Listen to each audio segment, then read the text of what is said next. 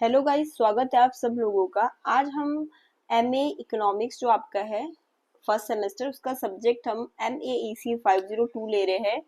हम इसमें part first में जून 2024 का पेपर डिस्कस करेंगे। देखेंगे कि जो चैप्टर फर्स्ट सेकंड थर्ड है उसमें से कौन कौन से क्वेश्चन पूछे गए हैं।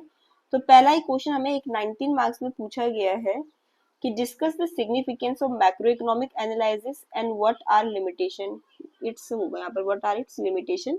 मतलब मैक्रो इकोनॉमिक एनालिसिस के हमें इंपॉर्टेंस बताने हैं और लिमिटेशन भी बताना है। ये 19 मार्क्स का क्वेश्चन है। तो हम इसमें स्टार्ट करेंगे पहले कि मैक्रो इकोनॉमिक एनालिसिस होता क्या है। तो देखो, जो आपने मैक्रो इकोनॉमिक्स की डेफिनेशन पढ़ी थी सेम वही है।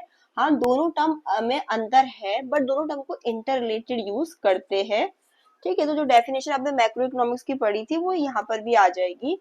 तो मैक्रो इकोनॉमिक्स में हमने कहा था हम क्या पढ़ते हैं, सारी इकोनॉमी को एज अ होल पढ़ते हैं और माइक्रो में हम इंडिविजुअल उस पर फोकस करते हैं। तो जस्ट ये macro economic analysis refers to the study of, हम बिहेवियर परफॉर्मेंस स्ट्रक्चर देख रहे हैं एंटायर इकोनॉमी का, ना कि किसी इंडिविजुअल मार्केट का। ये आपके फोकस करती है एग्रीगेट मेजर्स पे, जैसे टोटल जो होता है जीडीपी पे, नेशनल इनकम पे, इन्फ्लेशन के, अनएम्प्लॉयमेंट, इकोनॉमिक ग्रोथ। तो देखो, आपने सेम डेफिनेशन यही तो पढ़ी थी मैक्रो इकोनॉमिक्स की, तो जस्ट वही इसमें आ जाता है। मैक्रो इकोनॉमिक एनालिसिस जो है आपका बहुत महत्वपूर्ण है पॉलिसी बनाने के लिए, फोरकास्ट करने के लिए इकोनॉमिक ट्रेंड्स को, मैनेज करने के लिए इकोनॉमिक स्टेबिलिटी को। ये हमें इस चीज का, जब हम मैक्रो इकोनॉमिक एनालाइज करते हैं तो हमें इस चीज के बारे में पता चलता है कि जो आपकी इकोनॉमिक पॉलिसी है वो किस तरीके से आपके एम्प्लॉयमेंट लेवल को, प्राइस स्टेबिलिटी को, नेशनल इनपुट को प्रभावित करते हैं, नेशनल आउटपुट वगैरह को प्रभावित करते हैं, कैसे उस पर असर डालती है। अब आगे बढ़ते हैं, हम देख लेते हैं कि आपकी जो मैक्रो इकोनॉमिक एनालिसिस है उसकी इम्पोर्टेंस क्या है या सिग्निफिकेंस क्या है।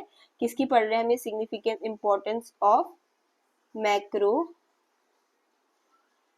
इकोनॉमिक एनालिसिस की हम ये इम्पोर्टेंस पढ़ रहे हैं। यही आपकी इम्पोर्टेंस अगर मैक्रो इकोनॉमिक्स के उसमें पूछा जाएगा तो आप उसमें भी लिख सकते हैं।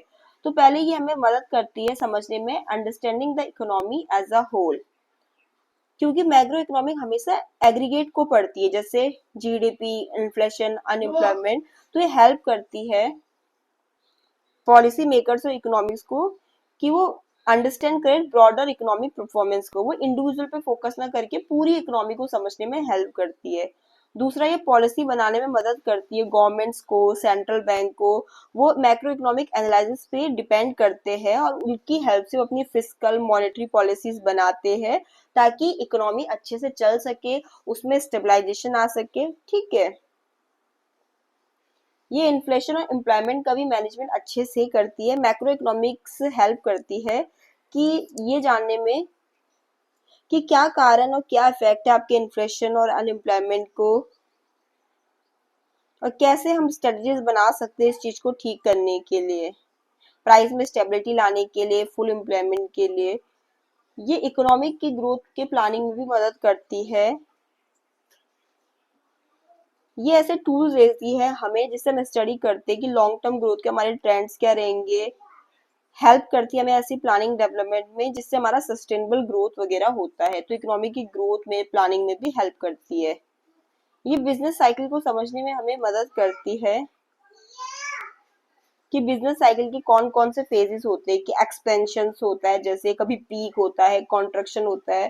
ठीक है, ये होती है ना बिजनेस की जो आपकी साइकिल्स होती है, उनको हमें समझने में मदद करती है। हमें बताती है क्या स्टेप्स हमें लेने चाहिए ताकि उन साइकिल्स के जो बेकार, मतलब मिटिगेट कर सके उनके हम एडवर्स इफेक्ट्स को। आपके macro economics analysis international comparison और ट्रेड में भी हेल्प करता है। इससे हम क्या कर सकते हैं, कंपेयर कर सकते हैं जो डिफरेंट इकोनॉमीज होती है उनके बीच में। इससे हम पॉलिसीज भी डिजाइन कर सकते हैं इंटरनेशनल ट्रेड से रिलेटेड, एक्सचेंज रेट से रिलेटेड, बैलेंस ऑफ पेमेंट से रिलेटेड। फिर आपका इसका एक और इम्पोर्टेंट है कि इन्वेस्टमेंट डिसीजन में भी मदद करता है। जो आपके इन्वेस्टर्स होते हैं, फर्म होते हैं, वो मैक्रो इकोनॉमी के जो भी ट्रेंड्स है उसको वो हेल्प करता है उनको इन्वेस्टमेंट डिसीजन लेने में। इससे वो अपने जो भी डिसीजन लेते हैं, प्रोडक्शन से रिलेटेड, प्राइसिंग से रिलेटेड, इन्वेस्टमेंट से रिलेटेड, वो भी आराम से ले पाते हैं। तो वीडियो में इतना ही। नेक्स्ट टॉपिक में लिमिटेशन देखेंगे आपके मैक्रो इकोनॉमिक एनालिसिस के। Thank you.